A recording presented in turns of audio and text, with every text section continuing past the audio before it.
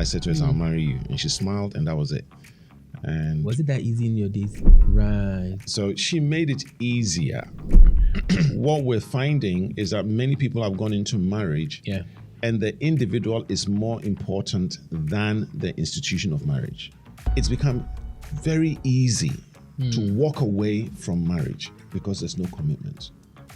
I've heard that women are not born to suffer long. Please, women, you're earning more money than the man sometimes. Yeah, true. All the bad boys get the good girls. Most of these relationships going on, I've been dating 3 years, I've been dating 5 years. You don't know the real person. Today, people getting married are not waiting to put a lot of things in the puzzle together. Okay, so marriage becomes a to-do list. I've done this, I've done that, so let me get married. Majority of the people that propose and get married marry at the peak of their love. Welcome once again to the Kwabena Dapaah Podcast. Thank you for joining. Thank you for tuning in. I really appreciate your audience. Today we're going to have a conversation about marriage. Marriage is one of the things that is gone beyond just being a rite of passage. It can really make or unmake you in your corporate life and whatever thing in your business. I've seen people go into marriage and blossom, and people go into marriage and you can't even find them. So we're going to talk about marriage. And today I have a very good friend of mine who has a lot of information when it comes to marriage. And what I even like most about him is that he has worked in corporate, he's run his own business, and today he's able to tell you how to face the various changes in marriage as a corporate worker, as an entrepreneur. And I'm sure most of you are on this trajectory. Now, he's a managing partner and lead consultant of Launchpad, a corporate training, leadership development, coaching, and mentoring organization. Help me welcome Mr. Richard Akita. Thank you, Kwabena. Great to be here. Great to have you, Richard. Great to have you. Let's talk a bit about Launchpad. Launchpad, yes. How did it start? And why did it start? Launchpad actually was an idea that started in 1999. Wow. Okay. When we had the Y2K. Everybody thought the world was going to come to an end, or computers were going to come to an end. Yeah. And in prayer, I got the word Launchpad. And this was a time in my life where I had been quite successful in most of the things I was doing. And I'd gotten to the place where I was looking for purpose. Why am I here? That was one of the crisis moments in my life where I was doing everything that I thought was my purpose. Right. But I just I wasn't enjoying what I was doing anymore. So in seeking direction, prayerfully, I got the name Launchpad, and I didn't know what it was. Right. I thought it was a church. I mean, everything. But eventually, I looked back because it took about 10 years before I actually started using the word or the name Launchpad in my business. Okay. And in those 10 years, I learned to make all the things that I was doing for fun, I formalize them. So I was coaching friends, I was counseling friends, I was mentoring people, and I was doing it under the banner of a church, but I didn't know that was what my calling was. So it took me 10 years to get myself ready. Yeah. Then I launched it.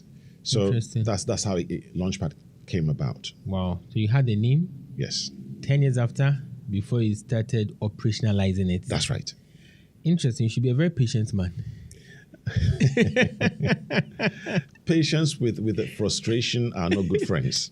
So you learn to develop things. You know, I won't say it's watching a child grow because I didn't know what the whole thing was.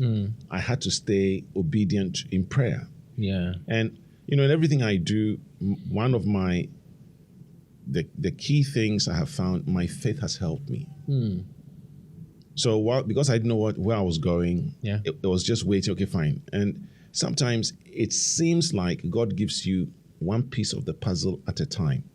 So eventually, after 10 years, once I put everything together and I noticed, sense. This is what it is. Understood. Then I rolled it out, operationalized it, as you said. Yes.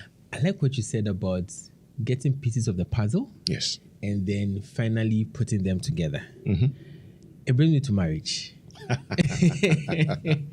This wonderful subject. Yes. It seems to me like today, people getting married are not waiting to put a lot of things in the puzzle together. Okay. They get the pieces and they're in a hurry to find the next piece instead of finding where to put it. Right. So with your experience, you have coached a lot of people, you have experienced marriage yourself. When you're a young man, how you saw marriage and how people perceive marriage today, what do you have to say about it? Funny enough, as a young man, I actually promised I wouldn't get married. Interesting. When I was a teenager, I thought marriage wasn't It's not for me. Until I met my wife, or I met the lady who became my wife. And we dated for a year. Okay. And then we got married. Well, this is for just a year. Yes. Interesting. So- Was she your friend No. before? No. So you just met? We met, and I didn't even have a chat-up line. All I said to her is, I'll marry you. And she smiled, and that was it. And Was it that easy in your days? it's not that, was it that easy in my day? Yeah. I think, once again, let me go back to this wonderful thing called faith. So Right. I'd met her, and she had seen pictures of me. So there was something she liked about me. So I think I just rode on that wind. Right. So she made it easier, if that's a way of putting it, because she Okay. liked me a bit, Yeah. and I said I'll marry you jokingly, and then gradually I told her, hey. So we started dating, and Right. within a year, we're married. Interesting. Yes, Interesting. and it wasn't because of church. It wasn't Yeah. because she was pregnant. We just felt, let's get married. Yeah. Find a way to commit to this relationship. And then 3 years later, we had our first child. Wow. Yes. That's a nice story. So coming back to your question, people are getting the pieces, but could it be that we have become impatient? So people are getting married not because it's the right time to get married, but they are in a hurry to get married. It's a tick list. Right. Okay. In our wonderful society in Ghana, when you're a child, they tell you go to school, get to university, get your degree, Yeah. get a job, get married, Yeah. have children, make money, more money. Now, if you follow that sequence, you find that a lot of people tend to end up in that tick list. So marriage Right. becomes a to-do list. Oh, Yeah. I've done this, I've done that, so let me I get have married. to- yeah. And then, so they find the right person, but they don't take their time to get to know the person very well. That's number one. Number Right. two, they don't go in with a heart of commitment. What we're finding is that many people have gone into marriage, Yeah. and the individual is more important than the institution of marriage. That's interesting. The individual Yes, is more important than the institution of marriage. that's right. Now let's go deeper on that. So if you wind back to, I won't even use my grandparents. If I use my parents as the example, Yeah. marriage was done, the community supported it, right? Yes. When people got married, they knew that there was going to be difficult times, and survival to grow together became their key words. Now we live in a society, when I say the individual has become more important, now we know our rights. This is what I want. So people get married not because they want to grow under pressure, but they get married because they want to be seen, they want to be fulfilled, they want to be happy. Now, when you go into marriage with that mindset, Yeah. your spouse cannot make you happy. That's the first flaw. If you don't know how to keep yourself happy, nobody's going to make you happy. True. If you want to be seen, it's not because you married the most beautiful young lady or the most handsome guy out there. Because even when you marry them, you're still going to look, if your face looks like mine, it's still going to be the same. Nothing changes. Yeah. So the tolerance for dysfunction is very minimal.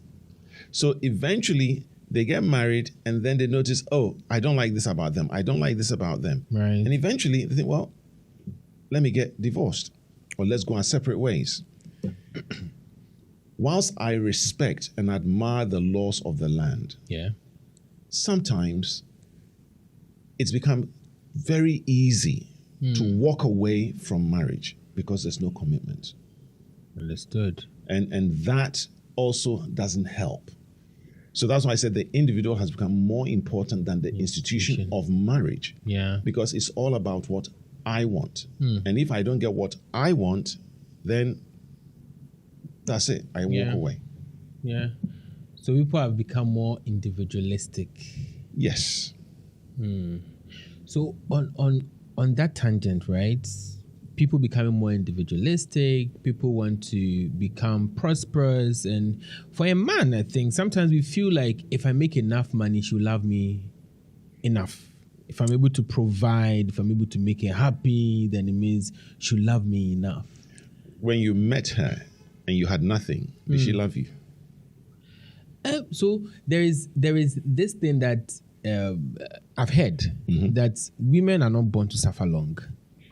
The moment a woman, maybe she'll be willing to suffer for some time, but if it becomes prolonged, then she starts having second thoughts about it. Probably when it started, it was okay. You guys were surviving. She's not seeing the money raking in. It's not coming in. The comfort is not coming. Then they begin to think. Well, that is one of the flaws if you're going into marriage with that expectation. And I honestly, I can't speak for the women. Yeah. But from what I know, in any marriage, when you go in with an expectation that my spouse has to make the money, has to do this, you've already disqualified yourself for the time when things are going to be tough. And when I'm doing premarital counseling, for example, I spend a lot of time talking about for better, for worse, for richer, for poorer. And people tend to forget that when you're saying those vows to each other, I mean, you're saying for richer, for poorer. Yeah. What makes you think that you're getting married and because you're getting married, you're going to be rich? Yeah. So when you go back to the vows of marriage, it tells you that we've got the wrong concept.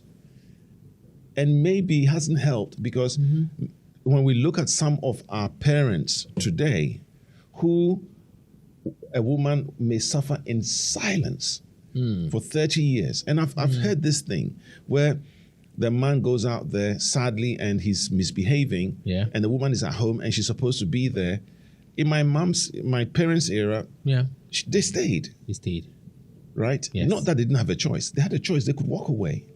But their commitment was not just to the husband, but to the children as well. The stability of the children. So they stayed. But now, it is easier for me to walk away because even if I have children, I'll walk away. It's not about money. And even if you're talking about my husband has to make money, please, women, you're earning more money than the man sometimes. Yeah, true. So how do you then balance the scale? So yes, nobody wants to suffer long. It's not just the women. True. I don't think any man who has in a marriage wants to be banging his head against the same thing over and over and over and over again. But to answer your question a lot simpler, if the couple are talking and they are tweaking their plans and they remain malleable, then they will weather the storm. Because marriage is a covenant. Then it becomes a partnership. So if the woman is doing her role and the man is doing his role, what you find is that in the seasons that things are not working out, who on earth will know whether it will be a 5-year struggle, a 10-year struggle, a 20-year struggle? I love this film by Tyler Perry, Acrimony. Okay. Where the guy goes through years of suffering And the woman is told by his family, leave him, he's useless. Yeah. And the moment she walks away, that's when the big thing. That's when the breakthrough comes. Nobody knows when the breakthrough will come. True. So in those seasons of discovery, both male, husband and wife, must be in a position where they're talking. They keeping each other updated. And when they're doing that, it helps. Because see, for anyone, and again, I'm trying not to use a gender thing, but if the woman has started a business, yes, and in Ghana, for example, businesses take 5 years minimum before you start seeing green shoots. Right. But let's say you move into an area of business that is new. It might take you 10 years. More time. Now, if your husband is the one supporting you, should he give up after the 9th year? No. So if you're not expecting the man to give up, expecting the woman to give up because the breakthrough hasn't come. We're playing God. And it is sad when we do that, because the amount of pressure we put ourselves in doesn't help. You know, when it comes to finances, one of the things when I'm working with couples, what I tell them is this. My dad said this thing to me. He said, there are some people that they get a lump sum of money coming in at the early stage of their marriage. Yeah. Some people, it comes in drips and drabs. If you have a financial budget, if you have a strategy, that 2 cedi you are saving every month grows. If you get $1 million and you put aside $500,000, if you don't do anything with that $500,000, it will remain $500,000. With inflation, its real value goes down. Going down. So where the vision is not cast and supported, either party becomes frustrated. Understood. Both parties must talk. Yes. They must be malleable. Then the friction should happen. They should be rubbing against each other often. Yes. And so it takes me to the next question about success. Yes. And what success actually reveals about. Let me take from the man's perspective. We are men. People say that when a man gets money, that's when you see his true character. Because probably you've gone through with the man, things were difficult, you're all to the mill. Then now things become better. Then you see him moving around with other women you probably even didn't think he had a taste for. Now, what do you say to that? Because some women today are just being careful because I'm going to help this guy. He's going to make the money. And then he'll treat me like a back tie. What do I do? Shame on us when we do that. Yeah. But let's go back to what it is. All the bad boys get the good girls. The good girls like the bad boys. Exactly.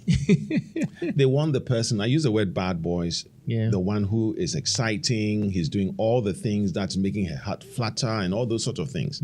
What they're forgetting is that the bad boy today doesn't change. He may be able to suppress what he is, but once he becomes successful, there's no more restraint. So, for the man who is chatting or flirting with girls, you go to a party, he's the life of the party, and he's doing all the things, and that's what attracted you to him. When you get married, you think he stops? He doesn't. He will still continue doing it. The only reason why it becomes elevated is that now he has money. True. So now he can do it. He can afford it. Exactly. So it's not success that shows the behavior. The behavior is already in it. It's in them. And what most of us don't do is we don't look out for the things that will, I mean, a friend put it this way. What attracted you today becomes a distraction tomorrow. Wow. No. Let that sink in. What attracted you today becomes a distraction tomorrow. That's right. You know what I'm doing right now? I'm just thinking about what attracted me to my wife. Right. Has it become a distraction? Let's continue. well, then maybe ask yourself how I become successful. Because once both of you become successful, then it shows up. So the other part is the insecure person in a relationship. Yes. Once they become successful, they start to control. The one with low confidence, once they become successful, their ego goes up. Yeah. So you can see. So all of these things, money is neutral. It only brings out what was already on the inside of you. If somebody is a generous giver, they become a philanthropist. If somebody is Armstrong, they remain stingy. A rich Armstrong. Nothing moves them. So it's not the success. It is what is in them. And this is where I encourage couples. Majority of the people that propose and get married, marry at the peak of their love. Okay. But you see the person, even if it's every day, you don't live with them. Yes. So if I have a nasty habit, I will pretend. Most of these relationships going on, I've been dating 3 years, I've been dating 5 years. You don't know the real person. Because if they did, once they get married, why are they not having problems? Yes. Because if you really knew them, and you knew they farted, you knew they peed, and they would leave the toilet seat up. Sometimes they would even pee and not flush it. You don't see these things. You don't. But once you say I do, and you're both in the house, they come up. The habit is already there. It's not that is bad. The habit is there. What you're not supposed to do is to help each other. Because as a married couple, you are now forming your own culture. You're forming your own tribe, your own value system. And all of those things is going to come from both of you having a conversation. And where you see something that's not right, you talk about it, and it's not a fight. You talk about it, you bring alignment, and keep working on it. And you keep working on it. You keep working on it. And gradually, you find that if the person is willing, they start to change. Another sad fact is that many people think they can change their spouse. And it's a lie from the pit of imagination. But people change. But it's not because your wife changed you. It's because you wanted to change. Understood. But maybe people just think that it could be that agent of change in their life. They are not. Because God is the only one. And because I base everything on my faith. So, and for those watching, if you're not a Christian, I'm not apologetic, but I just want to understand these are the principles I have come to know. That it is only God that changes a heart. So when a human being decides to change somebody else, they have a fight on their hands. Because the other person will not see it. They'll think you're controlling. They'll think you're trying to dominate them. They think you're just being intimidating. And eventually it will rub them the wrong way. That's why I said, what attracted you? You know, for the man who spoke a lot and the woman is quiet. And they, every time they meet, the guy is telling jokes and she's laughing and she's laughing. When serious issue comes, God forbid, that he knows the difference. And he's still joking about it. That tells you that that's all he's known. That's maybe his nervous system. That's how he deals with pressure. But where you want serious conversation, he's not ready for it. You know, from all that you're sharing, right? I know we are talking about marriage, but all that you are sharing just brings this to mind that how we choose our partners is a bit problematic. Because I think how many people really go through the rigor of the details of the things that we are talking about before they choose a partner? And you even say that people, we normally make the choice of a partner at the peak of our love. No, you marry them at the peak of your love. I mean, marry them at the peak of our love. Yes. And for me, with all that you're saying, I'm asking myself, what conversations should we be having before we get married? Okay. So some of the things I'll ask you to look at. See the person when they're angry. How do they react? Or how do they respond? if you can get the difference, then you know what type of person. So number one, how do they react or respond in the face of anger? Not what triggered them to anger. Okay. When they are angry, When how do they're they angry, respond? how do they either respond or react? It's important. Because that will tell you that when I'm with this person and they get angry, this is what they will do. Understood. To predict a future behavior, you must look at historical behavior. Right? Yes. Number two, how do they deal with success? Okay. I've heard the anger one. I've not heard the success one. Right. So when they had their exams, I'm going back to those who are in SHS or uni. They've done their exams, done their thesis, and they've got a first. How do they celebrate it? Was pride number one? Or were they religiously humble? Or did they accept that, okay, I've worked hard, I've done this thing, and they celebrated, but they knew that there was much more to do. Right. So it is how the person deals with success as well as how they deal with failure. And finally, can they carry you? Can they carry you? Yes. And I'm not talking about physically carrying you, but Okay. can they carry you with their mind when you're going through challenges? Can that person you're calling your loved, your beloved, can they support you in the seasons when you are low? In the seasons when you are high? Can they carry you?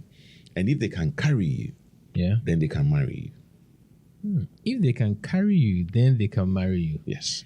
That's an interesting one. So you spoke about three things: know how the person behaves when they face failure, how they behave when they face success, and then are they able to carry you? And anger.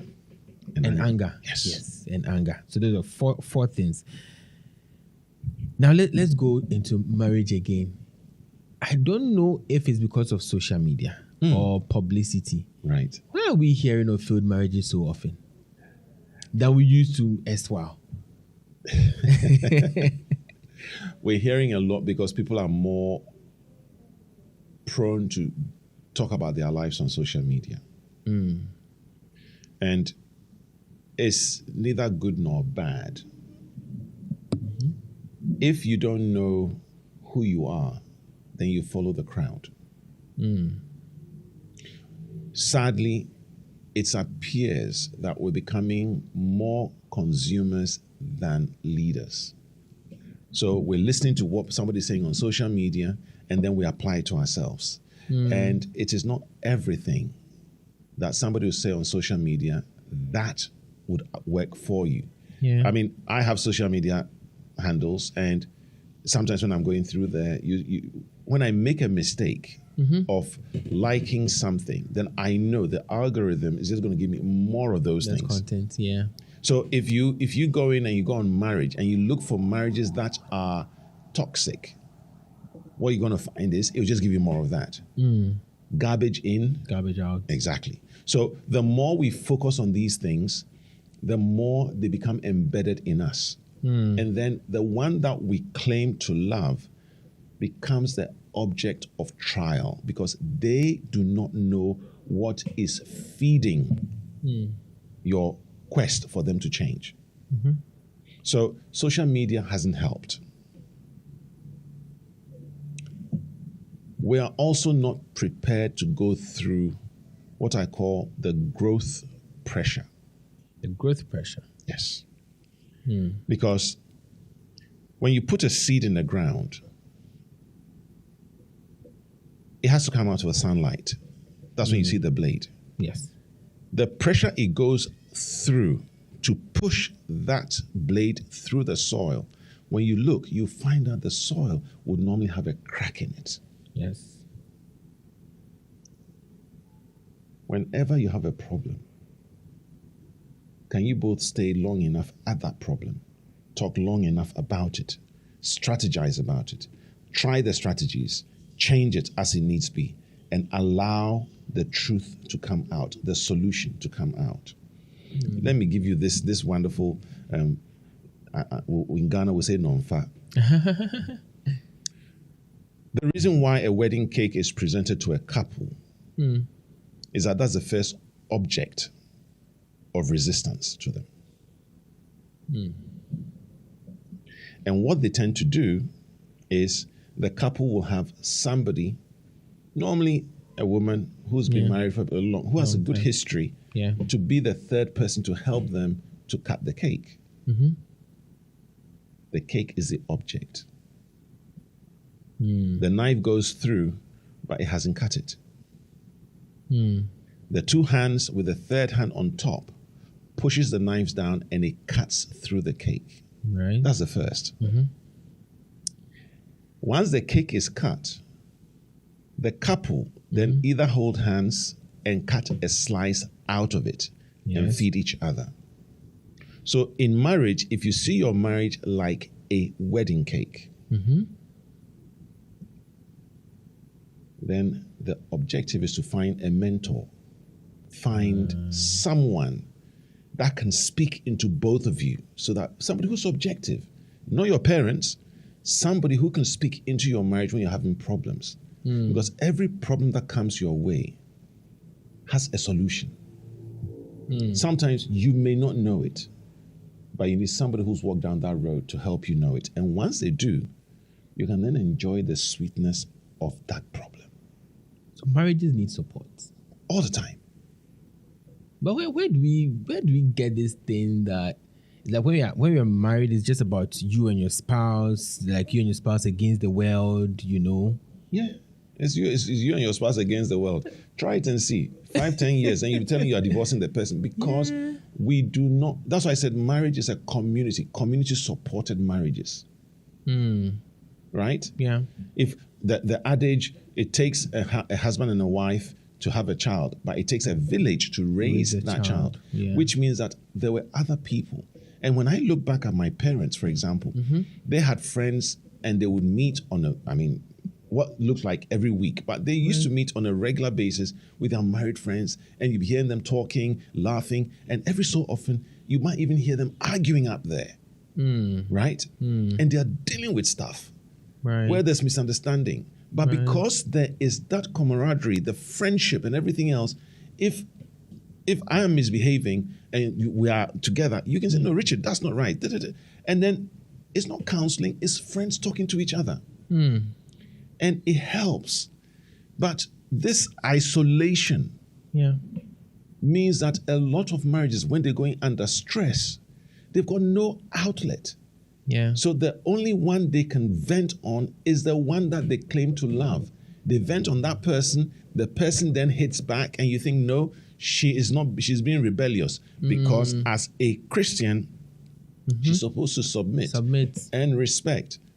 So when you get home and you say your foolishness, she's supposed to submit and respect. No. When both of you know your strengths and your areas of growth, both of you then decide, in this area, if it's a woman who's good with finances, let her lead the finances. If it's a man who's good with strategic planning, let him lead with that. So when there's a problem, the financial head comes, the strategic head comes, you look at the problem not as you fighting each other, but the enemy is the problem. Yes. But the enemy has a sweet in it. And that's what I'm calling, once you have the solution, you can enjoy it.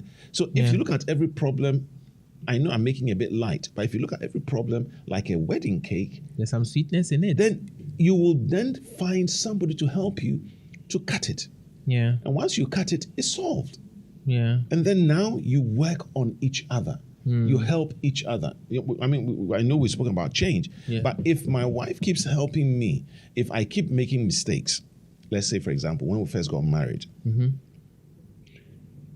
I like the toilet roll coming from the top. My wife doesn't give a damn. Wherever it's coming from. Bottom to top. So far as there's toilet roll, she's happy. She's fine. I like pressing the toothpaste from the bottom. My wife, she's going to brush her teeth. It doesn't matter where she presses. Now, I'm the one who's getting irritated, thinking, what's this? In the meantime, I've forgotten that when I use the washroom, I don't put the seat down. When I finish and the soap has finished, I don't replace it. Look at me, I'm the saint. I am the high and mighty. Yeah. I'm thinking toothpaste, toilet roll. But you also have your own flaws. Yeah. So then I agreed with myself. I asked myself, is this a deal breaker? So I get the toothpaste, she's pressed it from the middle, I just push it back up. Right. I just push it back up. So what I did was I started working on me. It's not everything I said to her, oh, I don't like this, I don't like that. But I started working on me. And eventually, I then became not tolerant, I was able to then cope. So now I was emotionally intelligent, not to overreact on that. Yeah. However, my parents of blessed memory, my in-law, have never heard me complain about my wife to them. But I have friends. So this is why I say marriage you need to have someone to talk to. And I have somebody I talk to. My wife has somebody she talks to. And when both of us are struggling, we both have somebody we go to and we talk to them. Yeah. So it is important to have that support network. When we don't have that, it kills us. Because it's a very simple issue that you're hurting on. There's an adage. I don't know how wide your audience are, but there's a Ga proverb or adage that says, "You do not stand in a thorn bush and remove thorns from under your feet." Yeah. Because when you put it back down, the thorns are going to prick you again. So literally, there are certain things that you've got to isolate yourself, move yourself from that situation before you can see clearly. Understood. And these are some of the things that I will not see. My wife may not see it because we are too invested in our pride, in our ego, and I want to be right. She wants to be right. But somebody comes in at the objective, they're going to look at the thing and go, oh, Richard, you're missing it here. Yeah. Said to my wife, you're missing it here. And that helps to bring balance. Yeah. If I was perfect, I wouldn't need a wife. At all. But it's because of my imperfections. Yeah. That's why I have her in my life. Marriage is difficult. No, marriage is sweet. Marriage is difficult. Marriage is sweet. So somebody says that I'm not ready for all these things. Marriage is an old institution that cannot solve my 21st century problems. And the church is one vehicle that's propagating this thing to just control people. I'm tired. I don't want marriage. I'll give birth. I'll co-parent. I have my freedom. Why should I now be looking for somebody's imperfection and perfection and going to be finding third parties to come and do all these things for me? And I have a boss in the office who's on my neck. Come on. I ain't going to do this. What are you going to say to that young person? Because today I have a lot of young people who listen to me and probably they are in that conundrum, right? They have a lot of things going for them and they feel like marriage is just another hurdle I'm not ready to, tackle. So I'm just going to live my life. Simple life. If I have a child, I give birth, I take care of my child. I don't need marriage. Okay. If marriage is a legal contract, then I say to the young person out there, don't go into it. But if you're going into it because of commitment, then go into it. Those who are saying all these things that they don't want to go into marriage because of all the problems they are hearing of other people, they want to be loved. True. They want somebody to appreciate them. True. They want somebody to celebrate them. And you'll find that in marriage, when you're working together as a team. In the past, I would have said partners, but as a team. Right. Because as a team, you both become malleable. You know that, let me use a football analogy. It's not all the people who are strikers. Yes. So they work the ball, they'll work it. Eventually, they're going to give it to the striker. Somebody has to score. So if that person scores, is it just that person that celebrates, or do you see all 11 of them jumping and celebrating? All of them. So, to that young person, if you're treating marriage as a contract, then no, it's not going to be for you. Now, you've mentioned cohabiting, you've mentioned co-parenting, and all these wonderful phrases that are there. Cohabiting is simply a convenience to get out. It's a get-out clause. Because one day you get tired of the person, you say to yourself, I don't like them. There's something about them I don't like. You can walk away. Makes it easier for you to walk away. Yes.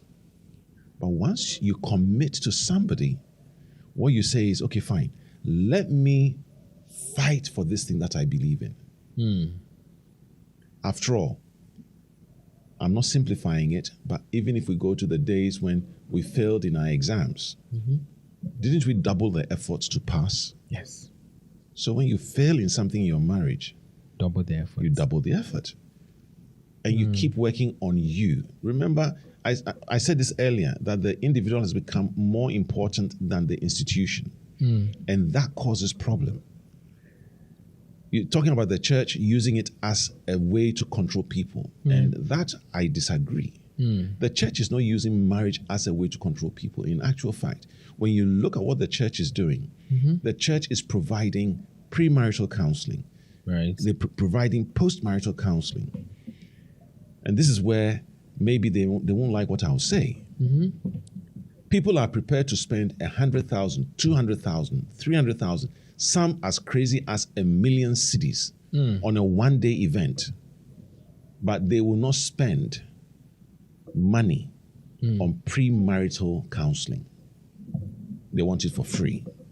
Yeah. Listen, they'll pay the events decorator, the DJ, the caterer, everything, and they'll spend all that money. But the people who will prepare both of you with anger management, conflict resolution, financial planning, intimacy, no, they don't want to pay.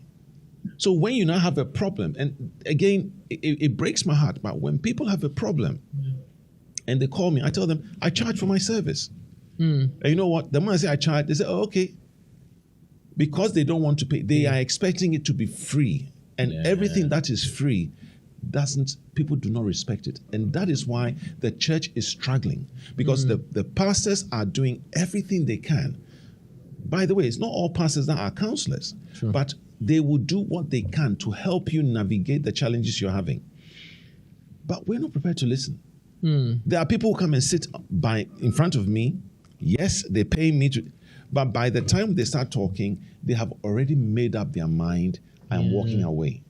Nothing can change. So they just come for the face value. They come and do the face value, and they think it's affecting me. My dear customer, client, I leave you and I go back home and I'm still with my wife, 38 years and counting. So the push of this individualism, what I want, is a struggle against selflessness and sacrifice. When you look back at your parents and you can see that with the little they earned, they were looking after extended family members. And we are earning much more money than our parents. And yet it's me, myself, and my nucleus family. And that's great. But yet we are not extending ourselves beyond that. So marriage as it is now is still fashionable. Because marriage is preparing two people to embark on a journey for better, for worse, for richer, for poorer, in sickness and in health, so that they can help each other achieve their goals in life, their purposes in life. That's number one. Number two is to create an environment for children to be born in and raised. I like that part. Right? So when both mommy and daddy are settled, even though they may have differences, and they are able to create an atmosphere for children's confidence to spark, for children to be able to grow and explore, isn't that a good thing? There's a benefit to children growing up with both parents around. Yes, there is.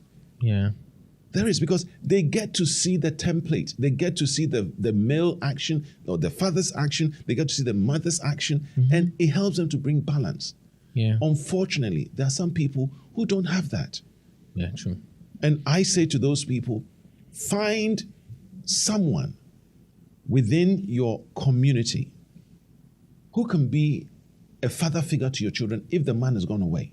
And for the man who's the woman has left, find somebody who can be a mother figure to your children. Yeah. It helps them. You know, in part of the mentoring program I do, I work with children to build their confidence. Yeah. And I the first I saw that, I was like, wow, you go to children, like that's amazing. Well, from ages 7 to 15. Yeah. And I work with them. You have been doing that for a very long time, is it? Yes. Unofficially, when I say church, I've done it for like 20-something years. But officially, I've been doing it for about 6-7 years now. Yeah, okay. Where I'm working with children, yes, I charge for it. But we go through things like critical thinking. We do emotional intelligence. At that level? We do... Chief, there's a second book that will be coming out later on this year. Yeah. Stories written by my mentees. And this is after 6 weeks. Me, when I'm writing a book, sometimes it takes me a year to 2 years. These children, within 6 weeks, they've written their stories. Anyway, let me not digress too far. But the point is, if we can create that atmosphere for our children, yes, then when they grow, they will contribute to society. Yeah. And Ghana is the family. Everything that happens in the whole world is the family. Yeah. Now, where there's a problem with the family, the dysfunction, we all come from dysfunctional homes, but where the dysfunction is too high, it is played out in society, where young people are rude to elders because they don't have somebody to give them the template or show them. Yeah. Children learn by observing, not by hearing. That's why when a father says to a child, go and read your book, and he's sitting down watching TV all the time, the child will find a tablet and watch the tablet. Right. But if dad is reading a book or a newspaper and says to the child, go and read, leading by example. I'm reading, my child sees it, my child will also read. Right? And some of these things I'm sharing with you, both my children, they see me reading all the time. Right. And my daughter took after me. She reads, sometimes she's reading, I'm thinking, my gosh. And me, I'll be reading small books and you see the size of the book she's reading. Books. Yeah. But these are some of the things that marriage gives you. Yeah. Right? Yeah. So when the children come, you bring them up so that they can contribute to society. You know, more to your point, I was at a training, I think last week. Right. And the trainer said something. He said that Ghana's problem is not skill. Ghana's problem is the heart. Our hearts are far from making things right. And from what I'm learning, from what you're sharing, is that marriage is one of the places to make things right. Yes. And you said something that we all come from dysfunctional homes. And you know, there's something about toxicity. We are all toxic in a way. But when the toxicity is continuous, that's when it becomes a problem. That's right. Marriage is really a solution. It is.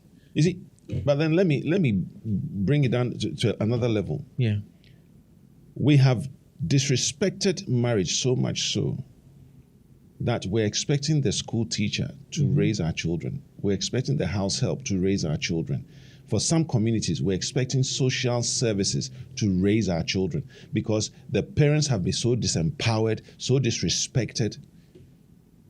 There are certain countries that if you smack your child, and I'm not advocating we do, but when you smack a child, the child will call social services and they'll come and take the child away from you. Where is the power of the parent? Been taken away.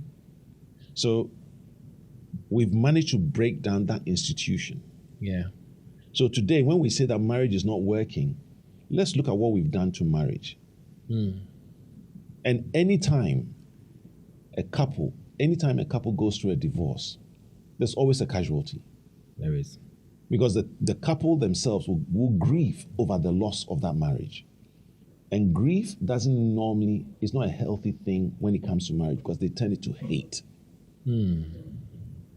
But imagine if we can be a bit more flexible. Yeah. Imagine if we can be a bit more tough. You know, when you are able to stick to it.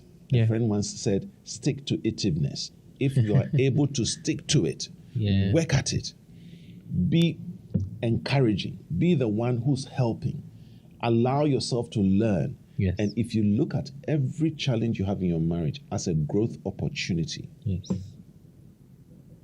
then working it out, you're going to see the beauty in the end. Every challenge as a growth opportunity. As a growth opportunity. On that note, there's something about success. I see that sometimes I see partners, and it's like when success comes, they feel overwhelmed.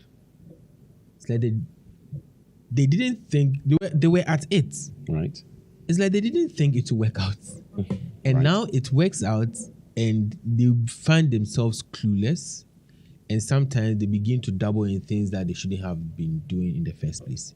How do couples prepare for success? Define what success means to you. Okay. Because, Kwabena, I'm here with you in your studio. And I said to you before we started, it starts like this. Yes. Success to you, what does it mean? I said to you, the next thing will be a TV station. Yes. But if that's not what your success means, then you don't take my word. So from the get-go, define what success means to you. Define how you deal with money when it comes. And all of these things, you know, the good Lord up there, you and I will not give a razor blade to a 5-year-old boy to shave. Even though they're watching you shave, you wouldn't give them a razor blade. Why? Yes. Because they wouldn't know what to do. They're going to cut themselves. But when they are 13, 14, and they started growing a beard, you are able to teach them whether to shave against the grain or shave towards the grain. Now, when they have shaving bumps, as a parent or the father, you should be able to say, oh, okay, son, you're not doing it right. Yeah. Is it possible that a lot of the challenges we face in the early days of our marriage is preparation for us to learn how to deal with the successes that are coming? So it's not success, it's unpreparedness. That is what's causing the problem. Unpreparedness. We are unprepared for the success. Because if we were, trust me, when he arrives, I will not be pompous. Remember I said earlier, watch how they deal with their successes. When they pass an exam, watch. Have you ever had an exam and when you took the paper, you came home crying, thinking, my God, I've bombed this paper. And then the results come and you think, I passed. Yeah. And you are in shock. Yeah. Right? Yeah. And they say, well, you got a B or an A. And I'm thinking, no way. No. It couldn't be me. It's not me. Are they sure? Now, that's a healthy place to start with. Yeah. But whenever I have gone for an exam and I've come back and I've said to my parents, oh, it was easy. All the questions. And then when failure comes, they say, I thought you said it was easy. How I deal with it. So again, it's you preparing yourself, knowing that marriage, it works. A great friend of mine said it this way: everyone has 100% opportunity to get a brilliant marriage. But they must be prepared to work it. Yeah. Power struggles in marriage. Today, I was telling a friend that that's funny. I told a friend that marrying an educated person is not simple. Why not? Because when you have when you want to take a decision, right? You want to you have to convince the person. Why convince them? So you just can't say that maybe you're a partner, you are transparent with your finances, and you want to make a certain expenditure. Right. You got to give them some reason why you want to make that expenditure. And is that wrong? It's not wrong. But given that she told me that if I want it easy, I should go and, excuse me to say, but she said I should go and marry a groundnut seller. That one, she won't ask me any questions. She wouldn't, to start with. Yes. But gradually, if you're transparent with your finances, she will ask. So my question is, we are ambitious. Right. Both partners are ambitious. both partners are exposed, both partners are aware. And I also told a friend that, I see that a lot of men don't know how to communicate. We lack vocabulary in expressing how we feel. So we try to use our manliness, masculinity to take decisions and initiatives, right, instead of communicating it. Now you find yourself in that place where you do not have the enough vocabulary like most men would, and you have to take your wife on a certain journey, right? And now that friction looks like power struggle. How do you go through something like this for a man? So the first place, we need to learn to communicate. And communication, when we were back in school and the first time you were going to chat up a girl, your friend told you what to say. In my day, I'm an old man. In my day, we're told to read Songs of Solomon, and we'll get something from Songs of Solomon.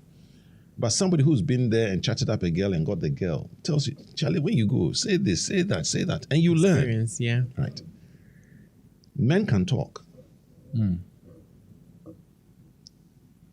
Because when we are with the boys, we open up and we share everything.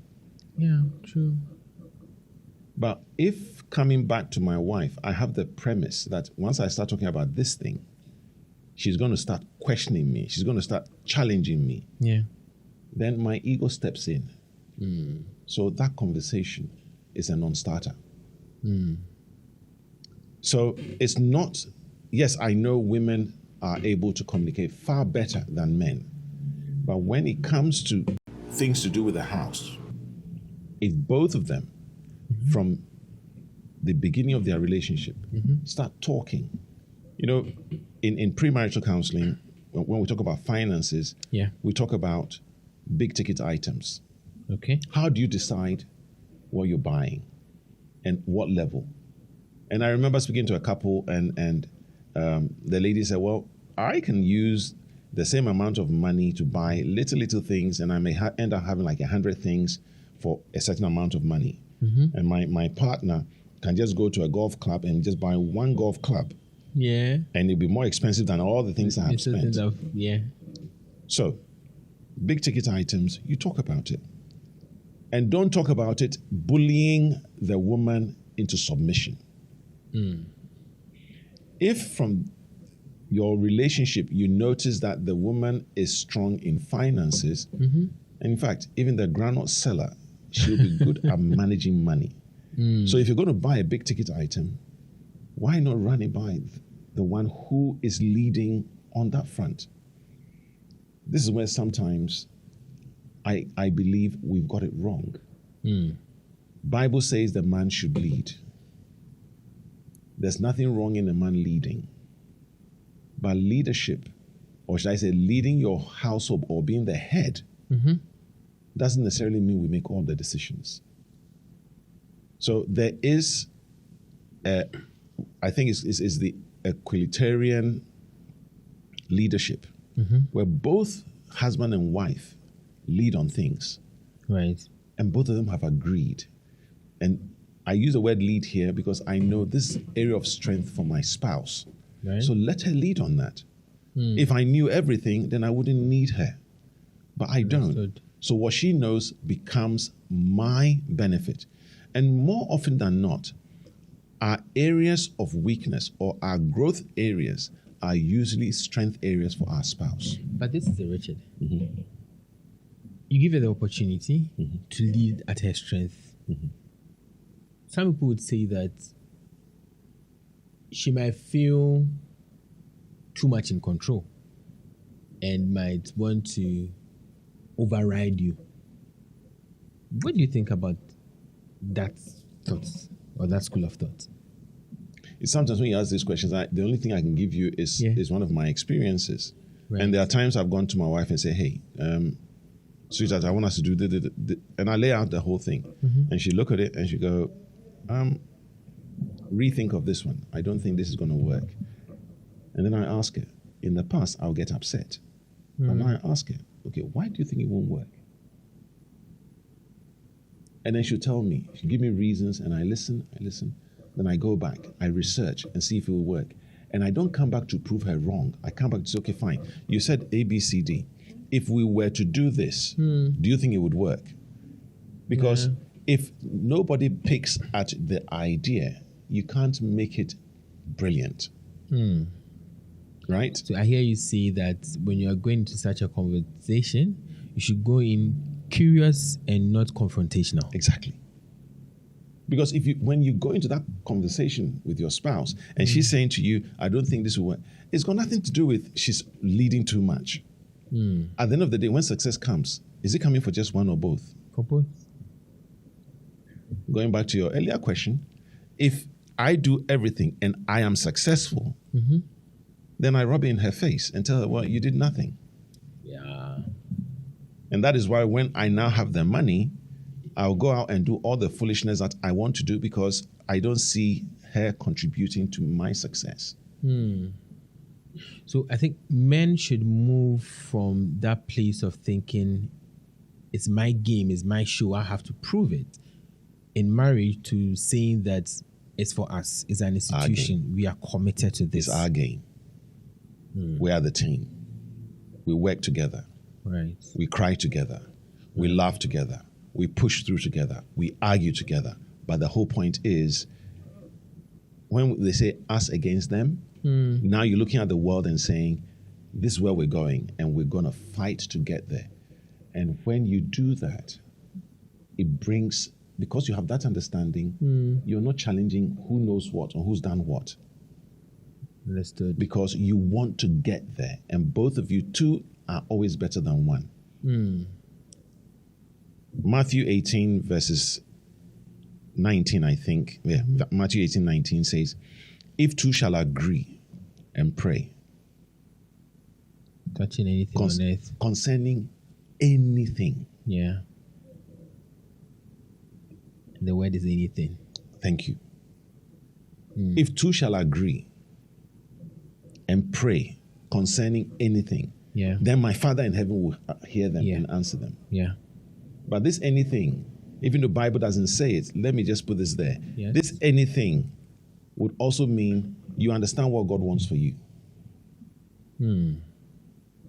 So when you go to your spouse and you're saying, I want us to do this, and they're saying no, the word here is agree.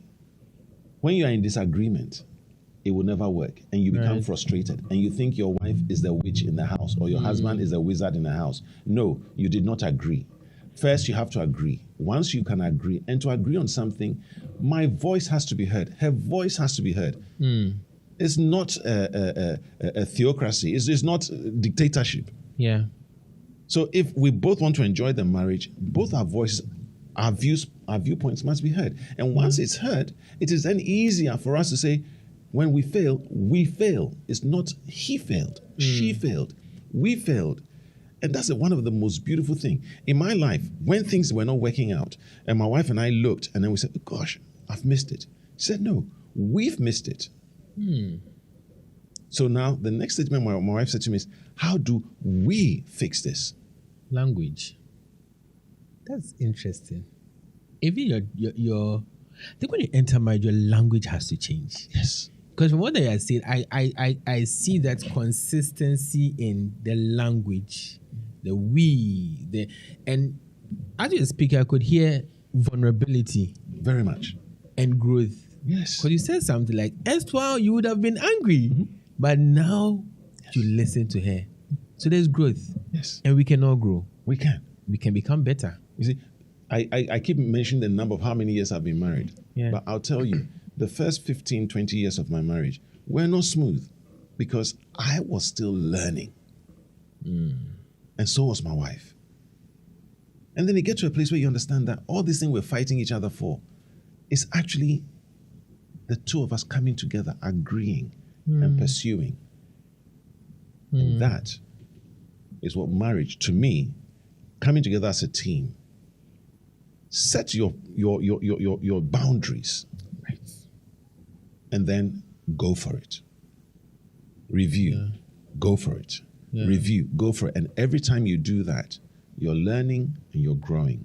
When you speak of boundaries, right, I just want you to throw some more light, especially most of the people who listen to me are people who are working in corporate, entrepreneurial. Their spouses are more aware and exposed. Right. So it'll get to a time that because of probably the business and things that they are doing, they enter into the arena of prominence. Now, when you enter into prominence, not just about people knowing you, but now people being more involved with you because of probably the business that you do, the corridors that you are entering. How do you set the boundaries to prevent celebrity invasion? I say celebrity invasion, like you are celebrated everywhere and you want to come home and enjoy that kind of, celebration everywhere. How can you put in the boundaries and know that I'm at home, I'm at work? How do I make these things happen? Presence. Again, both of you have to talk about this before it comes. Right? Right. Some of the examples I can give you, a very prominent actor that most people know, Denzel Washington, has kept his private life private. It's only until recently that you're seeing his sons acting. Then you're not hearing about his wife. He's been married for over 30 years, but they knew he had a wife. Yeah. But rarely did he talk about his private home. Nice. I don't know if that was something they had planned, but that tells me that you keep your private stuff private. You protect each other. So if it's a woman who gets the stardom and everything else, you protect the one who is not exposed, right? And by doing so, you will enjoy that stardom. Right. Okay? Yeah. But boundaries. You may not like this, but at my age, these days, I don't care. If your wife doesn't have the password to your phone, shame on you. If your husband doesn't have the password to your phone, shame on you. If both husband and wife do not know what is in your finances, shame on you. And when we're talking about premarital counseling, and we're talking about intimacy, we speak on financial intimacy. Because normally when you say intimacy, we're all thinking sex. No. There is financial intimacy. There is also intimacy to do with your purpose and your goals. Yeah. Now, when you're that transparent, don't you think she will protect you or cover your shame when something happens?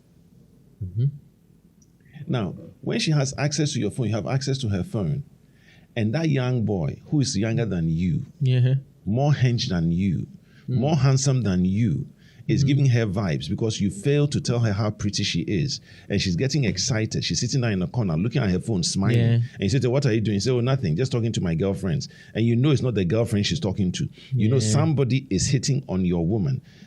And by the time you take the phone, she's locked it. These days, even facial recognition crash, she do this and then. So, it helps when you're that transparent, because if you are not being secretive and deleting messages, your wife can pick up your phone at any time, which means when you're out there, if you are flirting with people, you've got to know, this is not a behavior. Because we do things in secret. Yeah. And if what you're doing in secret, you can't let your wife see it, then already it's a red flag. Road. You are in the wrong zone. Yeah. Right? Yeah. So it helps when you set boundaries when it comes to finances, when it comes to your phones, when it comes to dealing with the opposite sex, when it comes to salary increment. Yeah. When it comes to desiring to buy that flashy car or that big house, all of those things. And once you set those boundaries, in actual fact, let me use this analogy. I'm going to go back to football. Okay. A football game without a referee is not organized. It's not enjoyable. Yet the referee has all the rules the red card, the yellow card, and the VAR. He has all of those things at his disposal. And yet, he allows the game to go on. Even when there's little infractions, he just allows it to go on. Yeah. Right? Yeah. So, if we don't have rules, there'll be chaos. But because the referee is there, there's no chaos. So in your home, to set boundaries that holds both of you accountable to each other. You know, my wife would say to me when a few years ago, and recently actually, I think for some of us, we've gone past our sell-by date. But when younger men or other guys are interested in her, she would say to me, look at this one is interested in me, and we'll laugh about it. Yeah. And you have a beautiful wife. Thank you. Yeah. I know that. For those who don't know. Yes, I know. God gave me good eyes. Yeah, I know, right? But that's not the time for me to be jealous that somebody's after my wife. The fact that she tells me boundaries. So it means when I see a girl and I'm thinking, hey, this girl is fine, I should be able to say to my wife, I saw this girl and I'm thinking, and she goes, you and this, I'm thinking. Yeah. I wonder what you're thinking. You understand? So it is having that open conversation where the things that I am scared to say, I trust her enough to say it, knowing that I'm not going to be reprimanded or her belittling me. So it's good to set boundaries. Right. This is a very interesting question. You know the last time I was talking to you about presence and provision. Right. And what it means for a man. You know, is the absence or is absence the price that we pay for provision in marriage as men? Let me answer from a child's perspective. Okay. Which child will tell you that I want my mommy and daddy to earn more money? Which child will say that I wish mommy was here, I wish daddy was here? And it's more the latter. Children would wish the parents were around them, playing with them, not going after money. So that would be the best way to answer that question for you. Yeah. But you know, I've been thinking about this for some time now, and I've gotten to, in my thoughts, the point where children at a certain level, when they are very young, right, they see provision as presence. Daddy's around, mommy's around, daddy's having conversation, that's things like that. But at a certain time, they see provision as you being able to provide for their needs, giving them the good things of life. And in my mind, I mean, correct me if I'm wrong, I see that it's good to be available for your children. Right. But if you are too available and are not able to provide for them, when they get to a level in their life where they define provision as you giving them the money, giving them the good things of life, they might hate you. I like that thought. Does God give you everything? From what I know, He has given us everything that we need for our godliness and to prosper. It's available. So what you need. Yes. So if any parent can provide what their children need, then they've done a good job. Because at the end of life, nurses will tell you, people's greatest regret when they are at death's door is that they wish they spent more time with their family. Sure. Chasing the money is good, is sweet, but if your family doesn't come first, after chasing the money, you lose a family. Yeah. So, we have come to a place where we are allowing children to dictate what their needs are. If I haven't planned properly in my season of plenty and I didn't put money aside to cater for their education and all the other things, then I would rise up and say to my children, I failed you. I didn't plan. Yeah. Right? Yeah. So it's incumbent on us as parents to have a savings or investment for our children. So that when they turn 18 or 21, we can say, well done to your first degree. That's a check for X amount of thousands. Go and start your life. But it's not going to take one day to get that money. True. It's going to take that small savings that you put aside. So I say to parents, in all you're getting, give the children something to stand on, because children stand on the shoulders of their parents to build their future.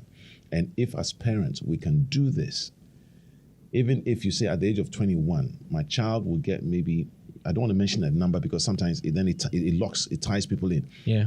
Any amount that you feel you can save up for them, from birth all the way to, you got 21 years. Yeah. If you're saving 10 cedis, compound it. By 21, it will be a certain amount of money. And you give it to that child. That is giving them an opportunity to climb higher than you. A good head start. Right? Yeah. But no parent should become enslaved by the demands of their children, even if you've got it wrong. There's a time to learn to say no. Right. And it might be too late now, but still say no. Because some parents are out there.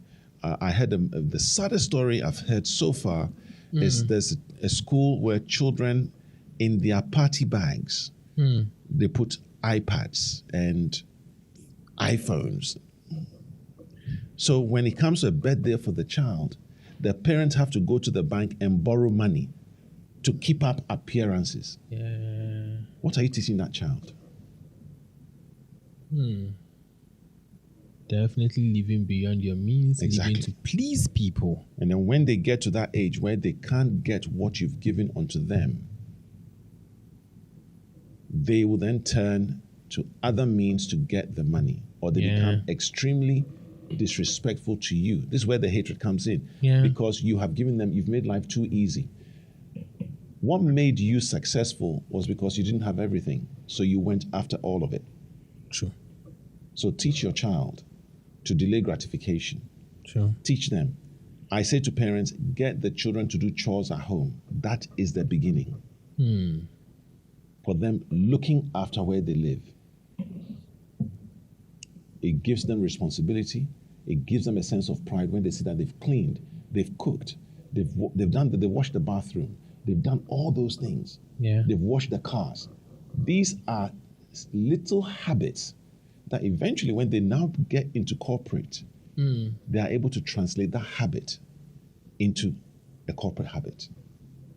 Great. I've learned a lot. But I'll ask you this last question. It's a question that I normally ask people who come on this show. Right. What's the one thing that changed almost everything in your life? That one decision that you took that today, with hindsight, if you think about it, you're like, this is what puts me on the trajectory of success. What's that one thing? Marrying my wife. Did I think differently? It's worked for me and I celebrate it. Yeah. I know some other people, it may not have worked for them. But what I'll say is this. Whatever it is, we learn to take the smooth with the rough. Right. Right? It's worked for me. But if I look at other areas of my life, there are areas I'm struggling in. But if I'm given the opportunity to live this life all over again, and I'm given the opportunity to choose the same woman, I'll choose her again and again and again and again. I will not change what I've gone through, because it is out of the pain that I have endured that I have learned how to be the husband, the father, and the man that I am today. Wow. You know, when you're talking, I was going to tell my production guys that let's cut that side and I'll send it to your wife. But the second thought said, what you're telling me, she probably knows it 10,000 times. Because the Richard I know will say it. Yes. And I tell her all the time. And it's one of the great things both of us have. I mean, even yesterday we were having a conversation and I said to her, my gosh, we're getting older. And we have to start dealing with. It was a tough conversation. Yeah. But if you don't talk about it now, what do you do when it happens? Yeah. Because, I mean, it's inevitable. Yes. My father said, parents are the greatest murderers on earth. Because every child they bring, at one point, will die. They say birth is the cause of death. Yes, it is. Richard, thank you so much. Thank you for your time. Thank you for your vulnerability. Thank you for sharing your experiences. And I'm sure that my audience listening now, this is going to definitely put them on a different trajectory in their life, and they're going to make better decisions. I hope so. Thank you too for inviting me. Thank you, Richard.